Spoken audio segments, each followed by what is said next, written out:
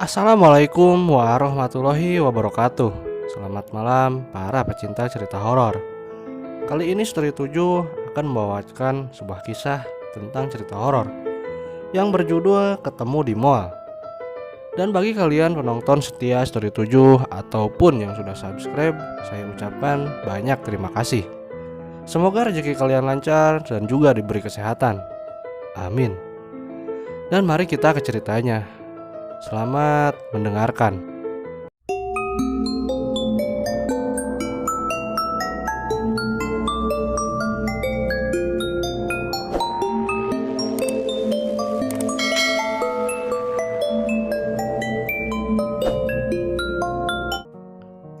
Imam seorang mahasiswa semester akhir jurusan teknik informatika di sebuah sekolah tinggi di Yogyakarta. Dia mengalami peristiwa yang tidak akan pernah dilupakan seumur hidupnya. Pada Sabtu sore setelah maghrib, ia pergi ke sebuah mall di Jogja untuk membeli sweater untuk pacarnya. Rencananya, malam minggu itu dia mau memberi surprise kepada pacarnya yang sedang berulang tahun. Namun tanpa diduga, terjadi peristiwa yang membuatnya stres dan tidak bisa tidur berhari-hari. Di hari ulang tahun Sinta ini, aku mau memberi surprise untuknya. Sudah seminggu ini dia mengidamkan sweater putih dari wol tipis bermotif garis-garis hitam vertikal. Sweater itu dia lihat ketika kami berjalan di sebuah mall di Malioboro malam minggu lalu.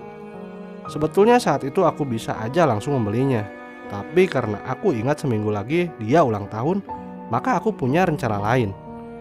Selepas maghrib, Imam buru-buru memacu motornya keluar dari kos. Seperti biasa malam minggu jalan-jalan. Menuju Malioboro macet parah, tapi dengan semangat surprise-nya yang tinggi, Imam berhasil melalui kemacetan itu dengan berjigjak di antara kemacetan. Pokoknya dia harus sampai di kos Sinta tepat jam 19.30. Pikirnya kalau kelamaan nanti kasihan Sinta pasti kelaparan.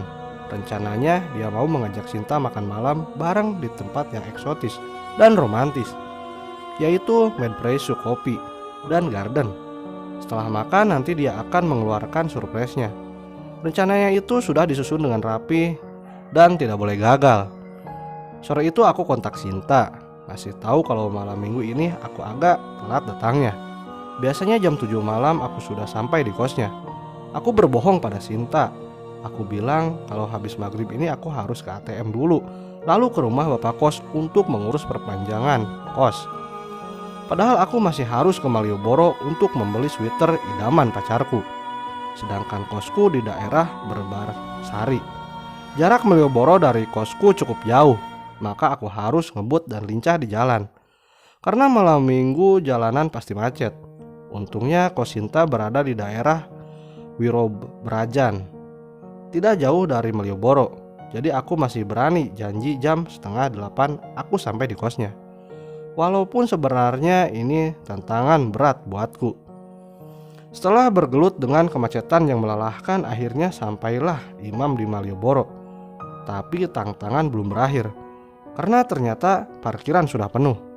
Sekitar jam 7:45 aku sampai di mall itu. Awalnya aku tenang karena sampai di sini sesuatu dengan jadwal yang telah kususun. Tapi ternyata pikirannya sudah penuh.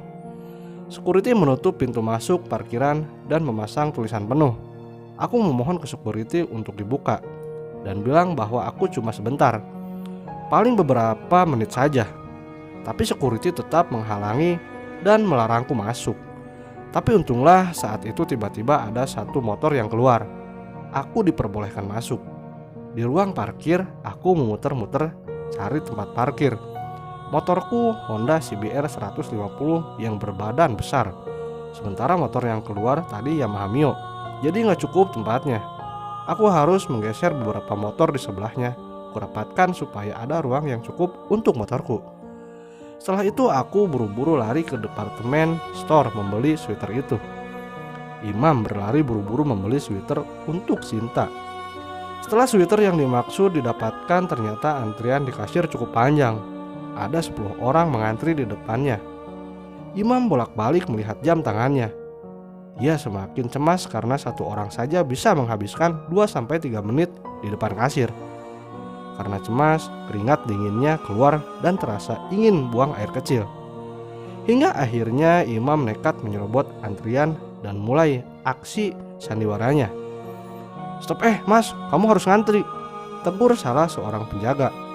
"Maaf pak, saya buru-buru banget karena harus ke rumah sakit. Ibu saya diopname.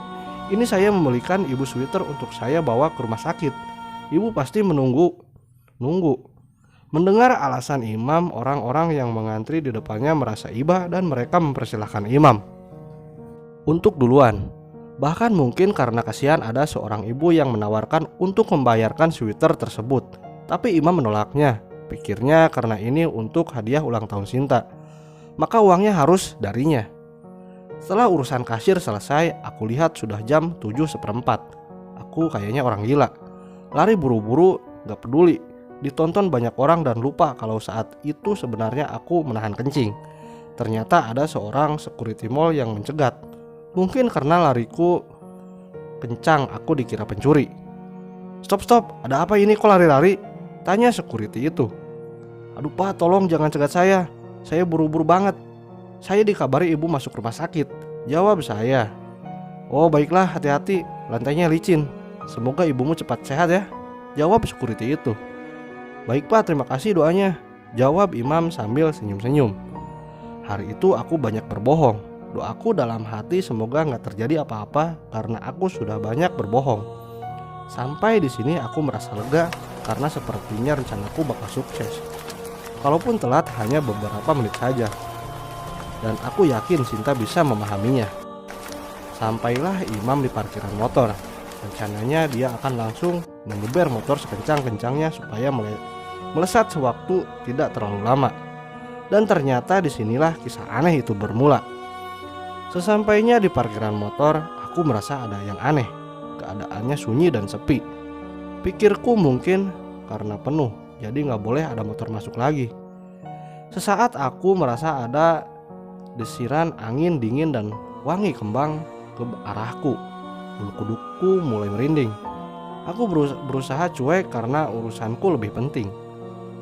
Ku tancapkan kunci dan mulai starter motor. Tapi tiba-tiba sayup-sayup ku dengar ada suara yang memanggil namaku. Mas Imam, aku di sini loh." Seperti suara Sinta. Aku kaget bukan main ketika kulihat wajah Sinta ada di pojok sana.